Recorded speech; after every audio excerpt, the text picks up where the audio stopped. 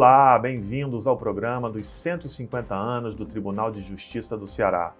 Nesta série de encontros, além de celebrar todas essas décadas de existência do tribunal, vamos falar de assuntos muito relevantes para a sociedade cearense. E no programa de hoje, o assunto é o enfrentamento à violência doméstica e familiar contra a mulher. Neste primeiro bloco, a gente recebe o juiz César Morel Alcântara. Muito bem-vindo, obrigado pela presença. Olá, agradeço. Eu queria começar perguntando quais são os principais desafios enfrentados pelos sistemas judiciais hoje para lidar com esses casos de violência de gênero? Bom, os desafios são muitos, né? Sabemos que a violência doméstica é algo diferente, é diferente de uma violência comum.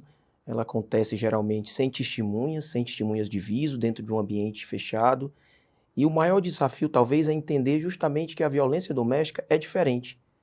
É diferente de outros tipos de violência e deve ser tratado, portanto, de forma diferente. Então, o judiciário tem um protagonismo necessário nesses tipos de ações, porque cabe ao Poder Judiciário garantir que a rede de atendimento a essas mulheres esteja fortalecida, porque se a rede estiver fortalecida, a mulher será conduzida durante o processo, será acompanhada durante o processo. Então essa é uma primeira perspectiva, assim. Afora isso, o número de casos tem aumentado muito, não só no Brasil, mas especialmente no Ceará também, maximizado talvez pela pandemia, né, que o número de casos simplesmente explodiu, o que nos deixou sempre preocupados e atentos a esses números. E esse aumento do número de casos, muita gente diz também que existe uma maior visibilidade, também pode estar relacionado a isso? Sim, a chamada demanda reprimida, né? Os casos que antes não eram colocados, né, na mídia e antes não eram trazidos ao Poder Judiciário passam a ser trazidos porque sabem que tem um bom atendimento, sabem que o caso não vai ficar esquecido, mas que vai ser dado um tratamento àquele caso. A questão social também influencia nos casos de violência doméstica ou não tem muito a ver com a questão do poder aquisitivo das famílias? Influencia de uma certa forma. Nós temos algumas vítimas, né, de violência. Na verdade, eu aprendi que não são vítimas, são mulheres em situação de violência doméstica, porque quando eu falo vítima, eu estou tornando aquilo permanente. Okay. E uma mulher em situação de violência doméstica, ela está apenas numa situação e pode, obviamente, vencer aquele ponto e se tornar uma mulher livre, independente, né? Então, tem algumas mulheres, sim, vulneráveis economicamente, socialmente, que são dependentes economicamente, mas tem uma boa parte, uma boa parcela de mulheres que têm uma dependência social ou uma dependência psicológica em relação ao agressor. E aí independe de classe social. Claro, porque também quando a gente fala de violência doméstica, não é só violência física, né? E na questão dos poder aquisitivo mais baixo, normalmente o problema é duplo, né? Porque além de ser uma violência financeira que ela está submetida, também é violência física, são as duas coisas, né? Sim, e violência patrimonial muitas vezes, né? Porque todo o dinheiro fica com o chamado provedor, que passa a adotar providências de realmente agressor dominante em relação àquela mulher, que não deixa a mulher, por exemplo, questiona as roupas que ela sai, questiona os locais que ela vai, as pessoas que ela pode se relacionar. Então, tudo isso é uma forma de violência. E é muito complexo, um problema complexo em todo o Brasil, né? Demais. O senhor tem muita experiência nessa área, né? Como o senhor vê a evolução disso? Você é um otimista em relação a esse assunto, que pode melhorar? Qual é a sua visão sobre o assunto, quem está dentro disso todos os dias? Eu sou muito otimista. Eu acho que os casos que estão acontecendo é justamente em virtude dessa demanda reprimida, dessa possibilidade de se trabalhar esses casos, mas dentro do meu otimismo, eu penso que nós temos que dar um passo a mais, entender que o Poder Judiciário realmente precisa partir para uma visão da situação de que a mulher precisa, a pessoa em situação de violência doméstica precisa ser acompanhada, precisa obter uma informação de qualidade em relação ao processo que está seguindo e precisa ser cuidada. Então, desde o primeiro momento que ela toca o sistema de justiça, que geralmente é na delegacia, até o final do processo, deve haver uma curadoria disso, né? Um acompanhamento e, principalmente, ser o Poder Judiciário um vetor para que a rede de atendimento funcione.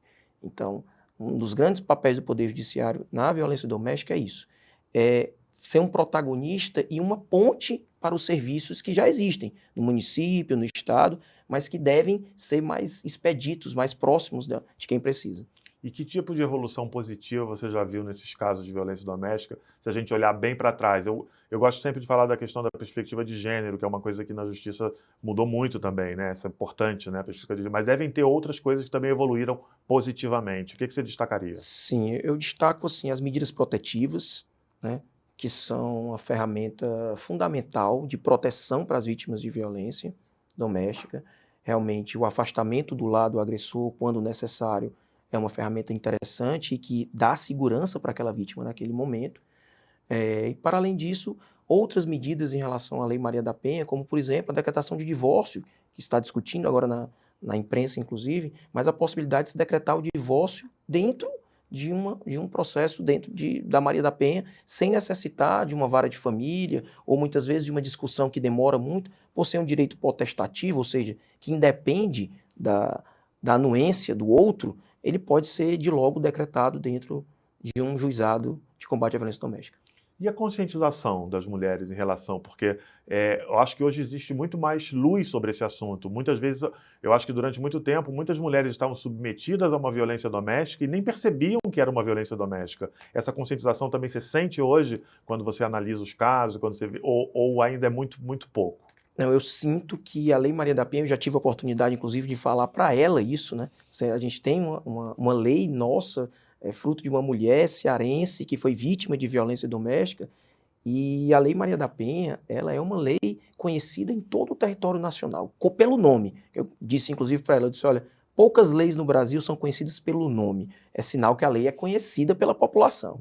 Então, aquilo que você pergunta é realmente verdade. As mulheres conhecem muito a Lei Maria da Penha. Muitas vezes não sabem dos termos técnicos, obviamente, mas elas sabem quais são os direitos e quando não sabem, eu acho que é nossa função também explicar, né? Ter a paciência necessária e falar na linguagem que as pessoas entendam, explicando todos os artigos, todos os direitos que estão lá albergados. Falando da Lei Maria da Penha, que realmente é um marco importante, o que você destacaria dessa lei como coisas que realmente entraram como um marco, que foram uma mudança de paradigma, talvez, na situação de violência doméstica? A forma que eu já citei das medidas protetivas, que eu acho que foi um importante avanço, nós temos a questão do descumprimento da medida protetiva, que se discutiu muito tempo que tipo de providência o judiciário poderia tomar quando decretadas medidas protetivas, por exemplo, de afastamento. Olha, o senhor não pode se aproximar da vítima, o senhor é proibido de mandar mensagem para a vítima, o senhor não pode ter contato, não pode frequentar os locais que ela geralmente frequenta.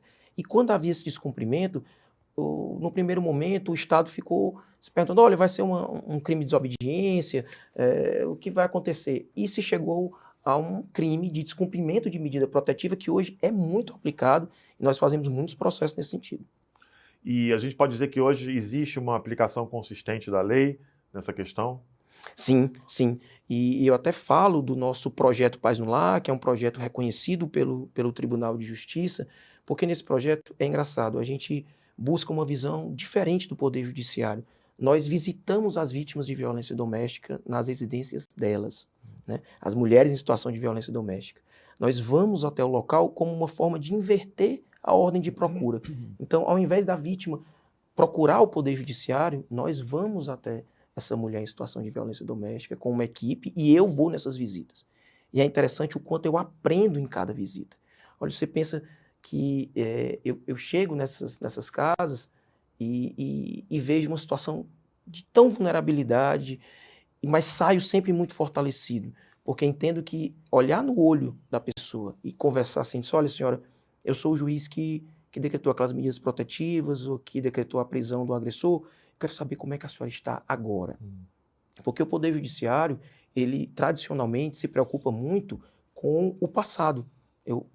Eu pinço um fato no passado, faço um recorte do fato no passado e entrego uma sanção, né, uma pena, no caso de um processo ser julgado procedente. Mas, no caso nosso, a gente gosta de saber e procura saber como é que ela está naquele momento e como ela enxerga o futuro. Então, é um projeto que, para além de acompanhar as mulheres em situação de violência doméstica, ele procura capacitar essas mulheres e empregar essas mulheres, para garantir aquilo que a gente já discutiu sobre a independência. A mulher tem que ser independente economicamente, financeiramente, psicologicamente, para decidir de uma forma correta que tipo de relacionamento ela quer ter. Como é que funciona o projeto exatamente? Como é que vocês chegam até essas mulheres?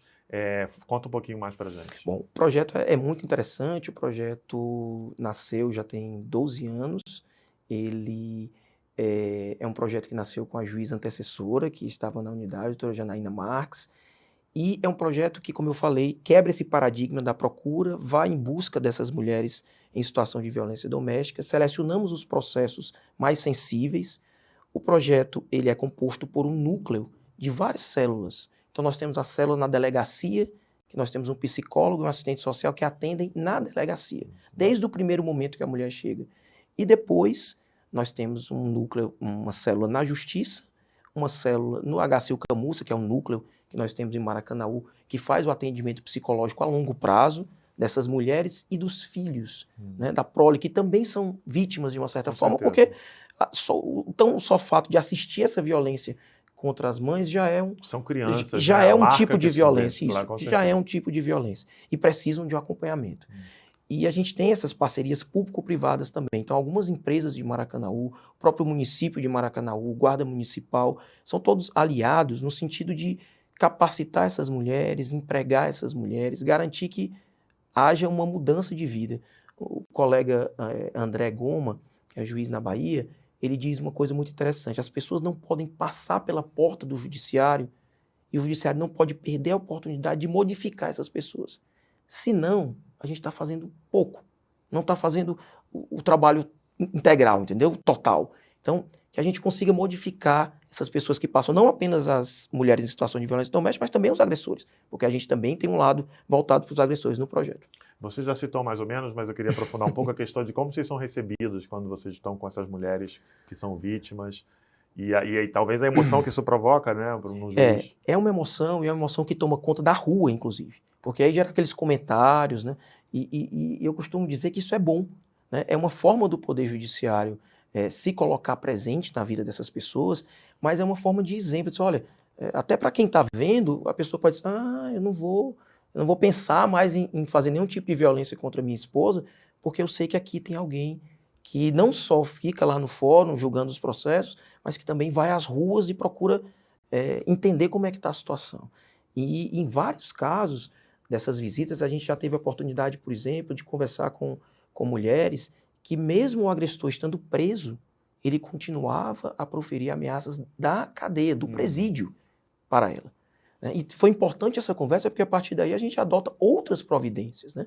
Então, é muito interessante. Eu acho que nós do projeto, né, nós temos parcerias e pessoas que estão no projeto comigo desde o início, e que é algo que nos deixa muito emocionados, inclusive. Cada visita dessa é um aprendizado para a gente. Sem dúvida. E a gente sempre fala muito dos nossos problemas, a gente está num dia a dia também com muita coisa para pensar e para solucionar, mas é também sempre bom a gente olhar um pouco para fora. Queria saber se o senhor tem experiência de conhecer um pouco como é que funciona essa situação em outros países, até mesmo da região ou de fora. Se tem exemplos que o senhor considera importante ou que queria ressaltar aqui? E em que posição você acha que o Brasil, e mais especificamente o Ceará, está em relação a esse problema, que não é um problema só do Brasil, né? Convenhamos. Outro dia mesmo saiu a notícia de uma pessoa que foi assassinada porque se formou antes do namorado, né? Na Argentina, uma violência seríssima.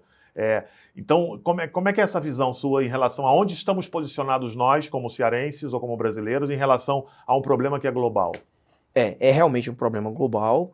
Eu costumo dizer que assim, o Brasil tem uma legislação muito forte em relação a isso. Né? A Lei Maria da Penha ela é disruptiva e é considerada a segunda lei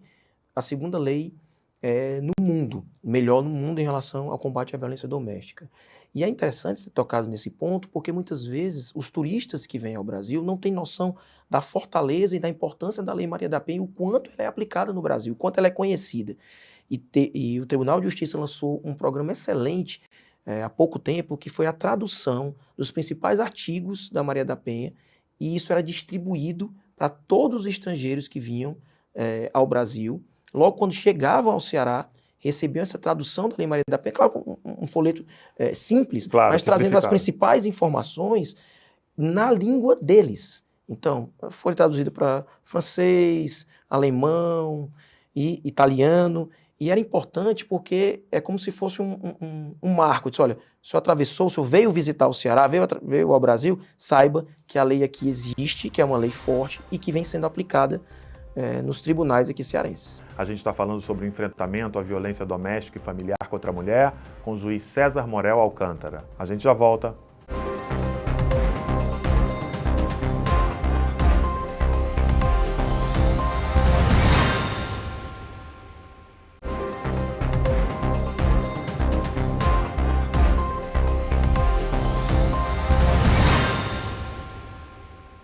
Bom, estamos de volta aqui no programa dos 150 anos do Tribunal de Justiça do Ceará. A gente está falando sobre o enfrentamento à violência doméstica e familiar contra a mulher com o juiz César Morel Alcântara. Que outras ações a gente poderia destacar do tribunal? Tem a criação do NUCEVID, né?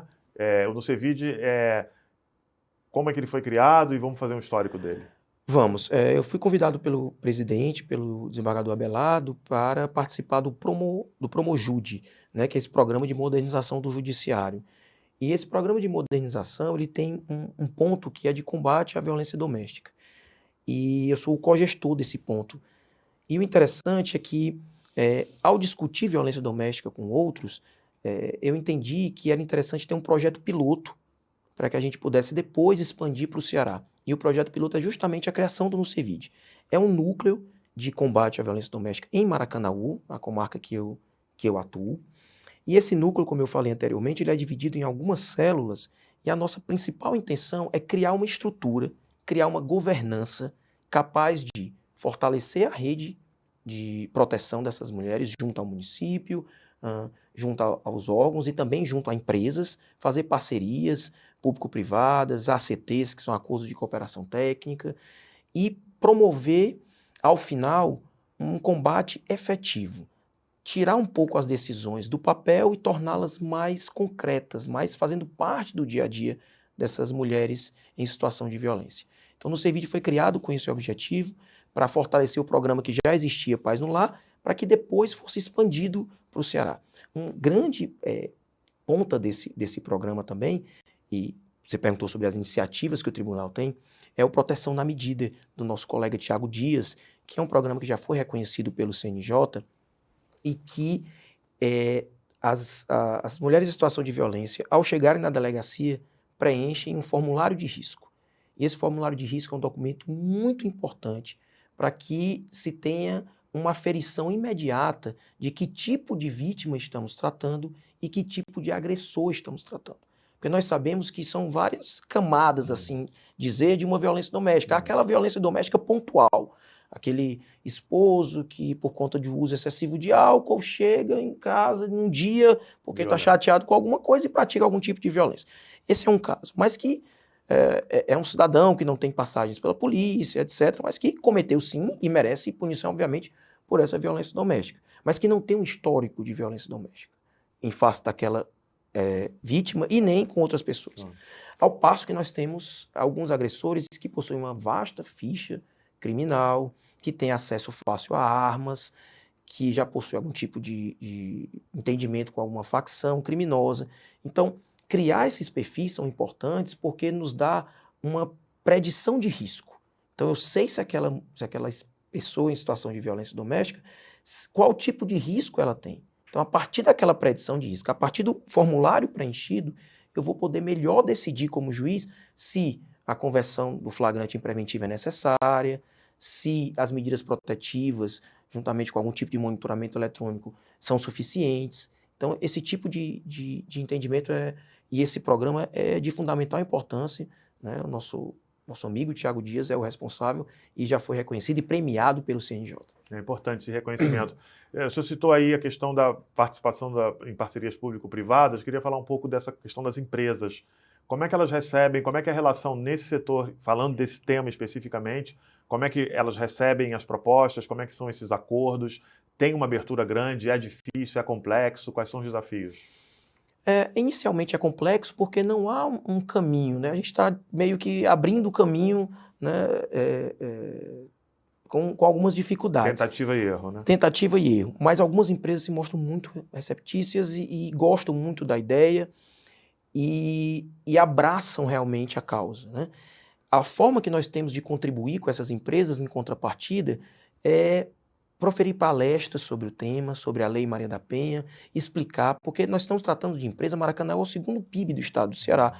São empresas enormes, com às vezes 3.500 mulheres trabalhando em fábricas, né? Trabalha, por exemplo, com lingerie, com alguns outros tipos de empresas, com caixas de papelão. E ter contato com essas empresas nos permitiu, para além de ouvir essas mulheres e informar essas mulheres através das palestras, perguntar o que é que elas podem ajudar o projeto, né? Obviamente que nós não tocamos em valores para não ter nenhum tipo de problema em relação à questão financeira, mas em forma de cestas básicas, em forma principalmente de capacitação. Capacitar essas mulheres e empregar essas mulheres. Então, eu costumo dizer, olha, e já recebi algumas devolutivas de empresários de Maracanã dizendo, doutor, as melhores funcionárias minhas foram oriundas do projeto. Uhum. Isso nos deixa numa alegria enorme, porque é algo além do processo. Você transforma a vida daquela pessoa em situação de violência. Você modifica a família. Você vê que até os filhos e tal, tudo é modificado com base na liberdade que nós entregamos através de uma mínima qualidade de vida com o emprego. Bom, a gente está falando de poder, o poder da justiça, estamos falando agora das empresas e vamos para a terceira ponta, eu acho que de um tripé, que é a questão da educação, né? A importância da educação, não só a educação de crianças e adolescentes, óbvio que é muito importante, mas também a educação como um todo, no sentido mais amplo da palavra educação. Qual é a importância da educação, na sua opinião, para melhorar esses indicadores de violência, para que as mulheres também estejam mais empoderadas e que esse problema, eu acho que nunca vai ser resolvido 100%, mas pelo menos a gente pode melhorar ele, né? A educação é fundamental. Estamos imersos, infelizmente ainda, em uma cultura patriarcal. Nós temos papéis definidos para os gêneros. Então, o papel para a mulher ficou um papel de cuidado, um papel mais interno, e o papel do homem é um papel externo, é um papel do provedor, quando sabemos que, infelizmente, ainda é esse o retrato da sociedade, uma sociedade patriarcal. A educação entra para modificar essa cultura, para dizer assim, que por que não o homem ajudar nos afazeres domésticos, ficar com os filhos, por que não a mulher trabalhar, né? Então, esse tipo de papéis definidos, pré-definidos, não cabem mais na sociedade atual. Então, a grande possibilidade de mudança de cultura é através da educação, né? Se as novas gerações forem criadas já num ambiente diferente, num ambiente onde essas diferenças patriarcais não sejam tão relevantes, onde as mulheres sejam realmente independentes e possam decidir por elas, né? Sem nenhum tipo de preconceito, sem nenhum tipo de definição de papéis por conta do gênero, exclusivamente por conta do gênero. E a questão da tecnologia também para esse assunto? Como ela contribui para melhorar ou ajudar o trabalho de vocês, ou melhorar o tema da conscientização? Qual é o impacto que a tecnologia, esse desenvolvimento tecnológico que a gente tem hoje, é super veloz, que a cada pouco tempo você vai tendo novidades, tem contribuído para a questão da violência de gênero no lado positivo, ou se tem algum lado negativo, você também podia dizer? Não, acho que só o lado positivo, né? A tecnologia ela veio de uma forma disruptiva, principalmente as teleaudiências, né, criminais. A gente consegue ouvir as vítimas das próprias casas delas hoje. Ela faz uma audiência a partir da casa porque garante pelo menos duas coisas.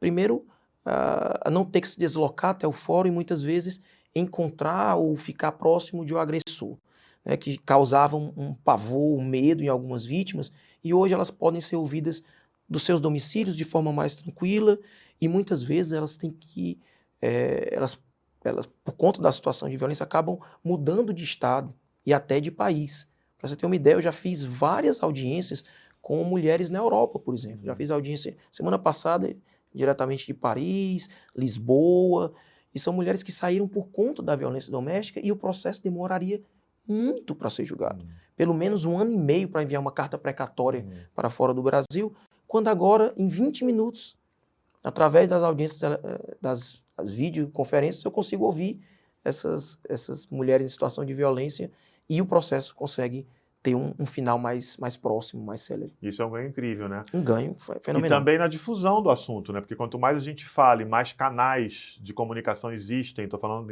aí em relação à tecnologia da comunicação, digamos, é também mais fácil de gerar consciência, né? Porque antes, é como eu tinha falado no princípio, violência doméstica era só violência física. E hoje eu acho que muitas mulheres têm consciência que não é só isso. E isso hoje nós podemos fazer webinários, né? Tem toda uma rede de informações importantes, não só para quem milita com isso, para quem é do direito, mas também para as próprias mulheres, né? Que passam a entender que a violência não é apenas a física, como você bem falou, mas outros tipos de violência são tão importantes e às vezes mais impactantes do que a própria violência física. Claro. Existe uma tendência hoje no Tribunal de Justiça, a gente está falando muito sobre isso aqui nesses programas, que é a questão da resolução de conflitos. No caso da violência doméstica, é possível, ocorre uma mediação em que, através de um convencimento, o agressor ou o homem violento muda o seu comportamento? É possível ou é mais difícil, né? É mais difícil, mas a gente tem alguns instrumentos que podem nos ajudar. Por exemplo, o tratamento contra drogadição e alcoolemia, né, são tratamentos necessários e que podem fazer parte das medidas protetivas, onde o agressor é obrigado a frequentar esse tratamento e trazer para nós os resultados desse tratamento. É uma das formas de lidar. A outra forma seria uma forma com rodas de reflexão, com ciclos de paz, de forma Terapia também, terapias, para tentar retirar desse homem essa cultura patriarcal que eu havia falado anteriormente, né? Deixá-lo numa situação mais atualizada em relação à questão do gênero. Fazer ele entender, que muitas vezes é difícil, mas a gente tenta, fazê-lo entender que aquela situação não pode perdurar, que aquela forma é equivocada. E muitas vezes ele acredita que é a forma correta porque foi criado assim. Foi criado dentro de uma cultura de violência. Foi criado vendo o pai agredir a mãe quase todos os dias. E ele apenas repete esse tipo de comportamento de forma, inclusive, involuntária, às vezes, de forma inconsciente, vamos dizer assim.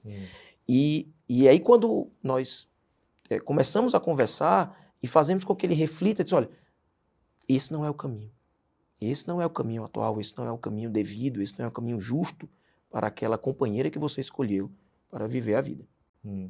Doutor César, e o nosso arcabouço legal em relação a esse problema, né? A questão da punição, do punitivo, da quantidade da pena que é aplicada ao violento, é o correto hoje? O senhor acredita que precisamos de mudanças na legislação? Quais são os desafios nesse sentido?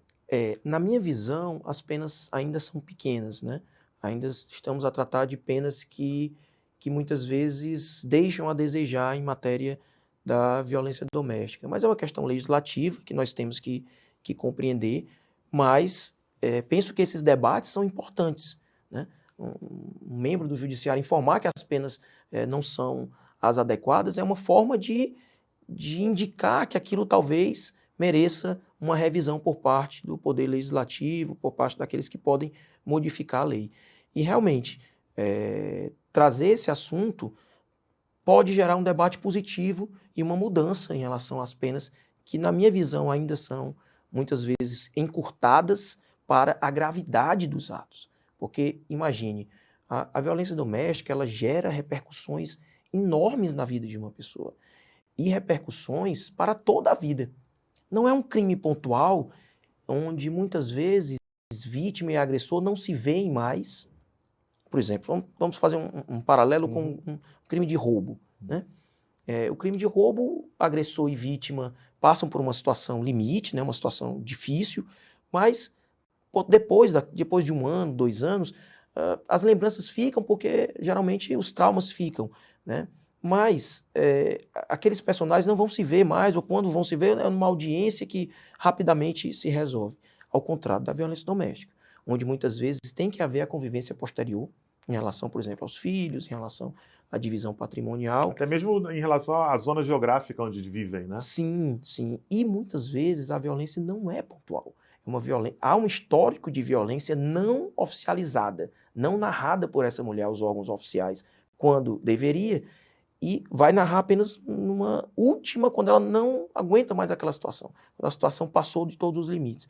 E esse histórico de violência traz repercussões para sempre na vida da vítima. É por isso que é necessário, às vezes, fazer todo um acompanhamento psicológico da mulher em situação de violência, da prole, para que isso seja mais amenizado. Perfeito. Estamos aqui no marco da comemoração dos 150 anos do Tribunal de Justiça. Queria saber quais são as suas sensações de fazer parte desse tribunal nesse momento histórico, com um tribunal que tem uma visão de futuro bastante marcada. Como você se sente? É uma felicidade enorme, né, fazer parte desses festejos aí dos 150 anos do tribunal, sobretudo porque a violência doméstica hoje é tratada como prioridade pelo Tribunal de Justiça, né? Eu vejo isso nas ações, vejo que o número de juizados cresceu nos últimos anos em virtude da necessidade de interiorizar o combate à violência doméstica e, principalmente, eu vejo colegas dedicados à causa, ao assunto, né? Devidamente com um compromisso com a justiça e um compromisso com as pessoas que procuram o judiciário. Acho que o grande marco que a gente pode, a grande mensagem que a gente pode deixar nos 150 anos do Tribunal de Justiça é isso. É garantir que as pessoas sejam atendidas, bem informadas, que saiam modificadas desse contexto do Poder Judiciário, que entrem de uma forma e saiam modificadas, mas que, sobretudo, levem a mensagem de que nunca estarão sozinhas, que nós acompanharemos toda essa curadoria desse processo e nós não vamos deixar de prestar aquilo que nós fomos incumbidos, que é a melhor prestação jurisdicional. Que bom, né? Muito obrigado, então, pela presença. Bom, assim a gente termina o programa de hoje. Eu agradeço o juiz César Morel Alcântara e a gente se encontra no próximo programa. Até lá.